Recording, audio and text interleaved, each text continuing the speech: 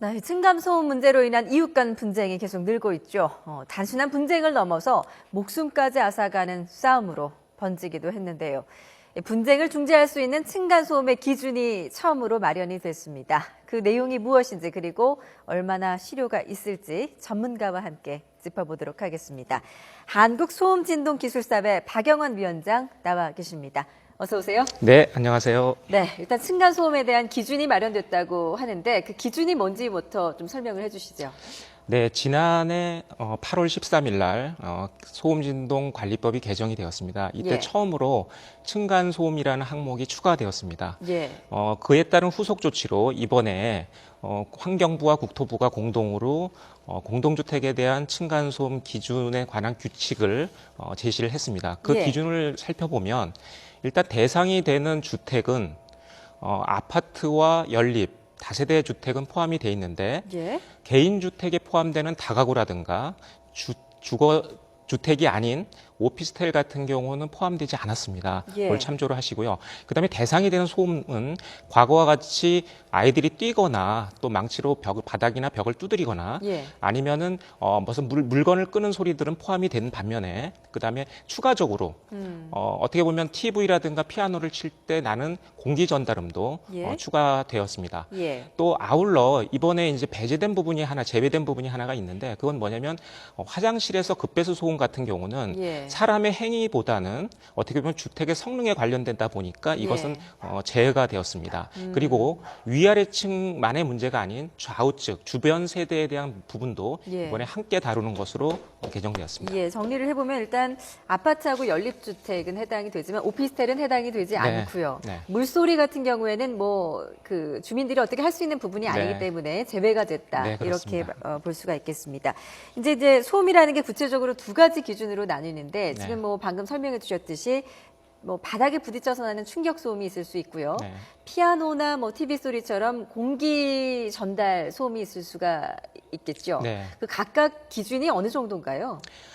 일단은 그 평균 소음도인 등가 소음도와 예. 그다음에 순간적인 최고 소음도 두 가지로 구분을 하고요. 예. 일단 충격 소음에 대한 부분을 말씀을 드리면 주간과 야간이 각기 다릅니다. 예. 예를 들어서 충격 소음 같은 경우는 주간에 43데시벨, 야간에 38데시벨이 1분을 평균한 값이 되겠고요. 그러니까 1분 평균치가 네, 이렇게 그렇습니다. 된다는 거죠? 네. 예. 최고 소음도의 경우는 57, 야간 52가 되겠고요. 예. 그다음에 이번에 이제 추가적으로 다루는 공기 전달 소음 같은 경우는 예. 주간에 45, 야간에 40데시벨이 되겠습니다. 예. 일단 이제 직접 충격 소음에 의한 것을 보면 주간이 43데시벨 그리고 야간이 38데시벨인데 이게 이제 데시벨로 표현을 하면 이게 잘 와닿지가 않아요. 이게 네. 어느 정도 소음인지를 모르겠거든요. 네, 일단 야간 기준인 38 정도는 아이들이 이렇게 뛰는 경우에 아마 해당될 것 같습니다. 이건 평균이고요. 예. 그다음에 위층에서 공을 가지고 두드릴 경우에 예. 순간적으로 약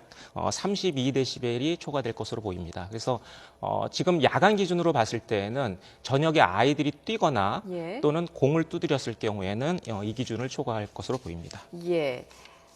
그 야간에는 아이들이 뛰어놀면 대부분은 이 층간소음 기준에 걸리는 거겠네요. 그런데 이제 이 한 가지 더 생각해야 될 부분이 예. 이런 겁니다. 바닥에 대한 보정치를 ODB를 두고 있습니다. 이것은 뭐냐면 2005년 7월 1일 이전에 사업 승인난 예. 아파트의 경우에는 예. 그때는 기준이 없었습니다. 또한 기준에 적용을 받지 않는 다세대라든가 연립 같은 경우에는 예. 5데시벨을 보정을 하고 있습니다. 예. 결국은 50이라고 하면 57이 적용이 되겠죠. 예. 그러다가 보면은 사실은 그런 나머지 주택들은 예. 보정을 받는 주택들 같은 경우는 좀 더 그런 소리가 수위 난도를 초과하지 않는다 이렇게 볼 수가 있을 것 같습니다. 예. 이제 오늘 그 소음 측정기를 직접 가지고 나오셨는데요. 네. 한번 여기서 측정을 좀 한번 해볼까요? 네, 그렇죠. 네.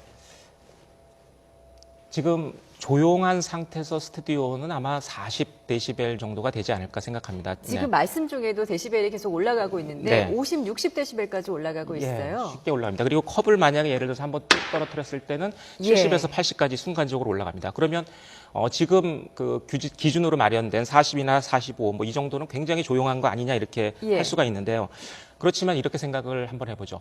도서관 같은 경우 보통 40데시벨이라고 합니다. 예. 근데 도서관에서 시끄럽다라고 보통 말씀은 안 하시죠. 예. 그리고 보통 주거 사무실 같은 경우도 50데시벨, 그다음에 도로 주변의 아파트에서 창을 열기만 해도 60, 예. 이 정도가 됩니다. 그런데 이런 데에서는 별도로 소음에 대한 민원이 별로 없습니다. 그 이유는 소음에 대한 변화가 상대적으로 적습니다. 예. 반면에 집에서 조용히 자거나 어떤 면에서는 조용히 어떤 휴식을 취하려고 할 때 예. 소음도는 한 30데시벨 정도밖에 안 됩니다. 예. 그때 아이들이 뛰게 되면 예. 순간적으로 50에서 55 정도 되는데 이것은 에너지량으로 보게 되면 약 100에서 300배 정도로 순간적으로 예. 올라가는 겁니다. 예. 그렇게 되면 사람은 순간적으로 그걸 크게 느껴지고 예. 굉장히 거슬려서 피해를 받는 상황이 되겠죠. 그렇죠. 결과적으로는 소음에 대한 기준은 같은 소음을 내더라도 상대적으로 얼마나 조용한 공간에서 있고 느끼느냐에 따라서 다를 수가 있습니다. 예, 그리고 얼마나 또 지속적이느냐도 네, 중요하겠죠. 맞습니다. 네.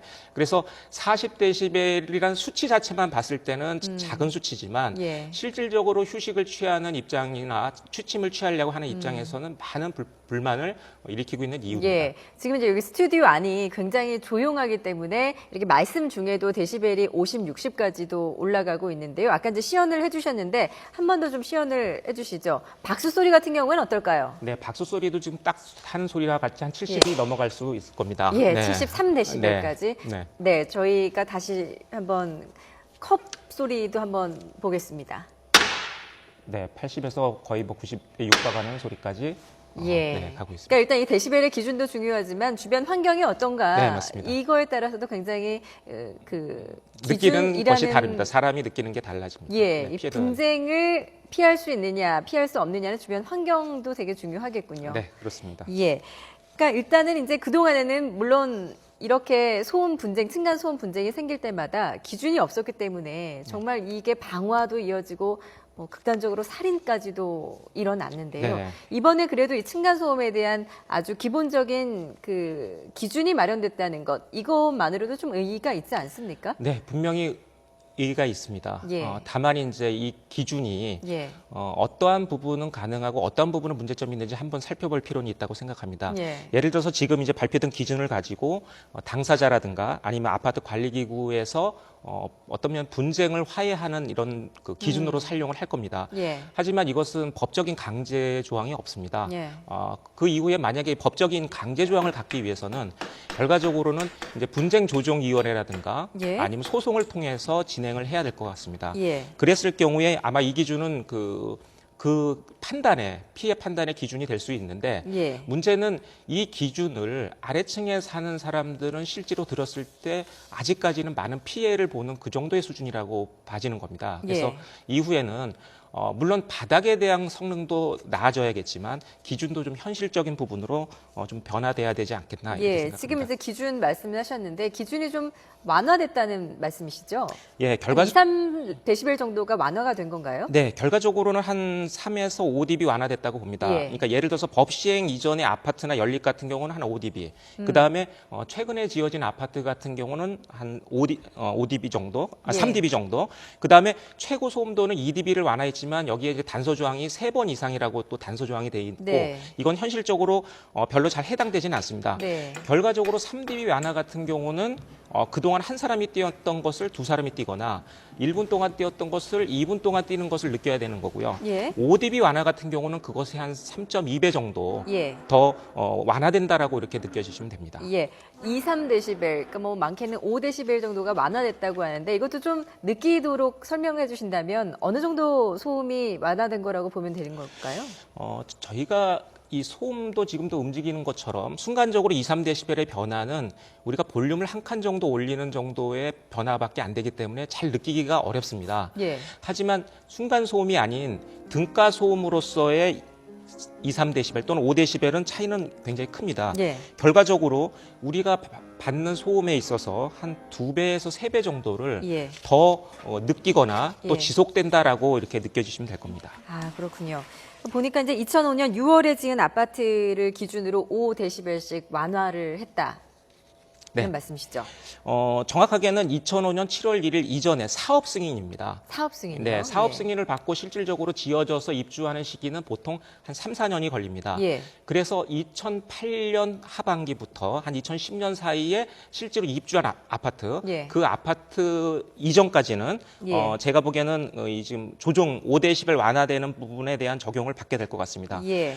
이랬을 때 이 비율은 저희가 2012년에 조사한 기준으로 봤을 때는 거의 전체 공동주택의 한 90% 가까웠습니다. 지금 현재는 한 80% 정도가 되지 않을까 이렇게 예. 생각돼서 이들 주택은 결과적으로 한 3배 정도 높은 층간소음을 결국은 참고 지내야 되는 이제 그런 상황이 아닌가 생각합니다. 예, 어떤 기준에 대한 부분들은 앞으로도 좀 공론화를 거치고 네, 그렇습니다. 다시 한번 조정이 필요할 것 같다는 생각도 듭니다. 네. 그런데 이제 이번에 마련된 이 기준들이 구체적으로는 언제부터 실제적으로 그 적용이 되는 겁니까? 네, 적용은 지금 올해 네. 5월 14일부터 적용이 되게 되겠습니다. 5월 14일이요. 네, 그렇습니다. 예, 당장 뭐 다음 달부터 이제 이 층간소음에 대한 기준이 적용이 되는 것이네요. 네, 그 사이에 아마 입법 예고가 되어 있기 때문에 많은 예. 전문가 의견들을 반영을 해서 최종적으로는 실제 적용에 앞서서 대비하지 않을까 이렇게 생각이 됩니다. 예, 참 국제적인 기준도 좀 궁금한데요. 예, 사실 그 예. 층간 소음에 대한 측정을 하고 어떤 기준을 마련해서 제시하는 나라는 이제 저희 나라가 처음인 것 같습니다. 우리나라가. 예, 예.